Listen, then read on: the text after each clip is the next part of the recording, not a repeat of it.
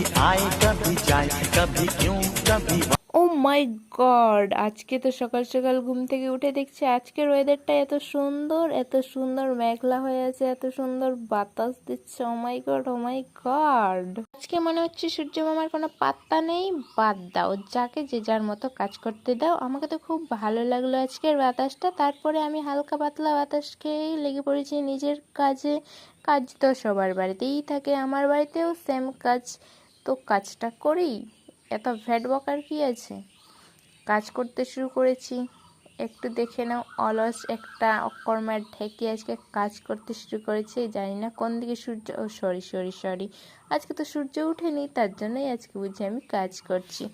বাড়িতে একটু হালকা পাতলা করে কাজগুলো করে নিলাম সকাল সকাল, কারণ আজকে বৃহস্পতিবার, আজকে তো পুজো করতে হবে আমাকে। তাই আমি আজকে সম্পূর্ণ ঘর বাড়ি মুছে নিচ্ছি।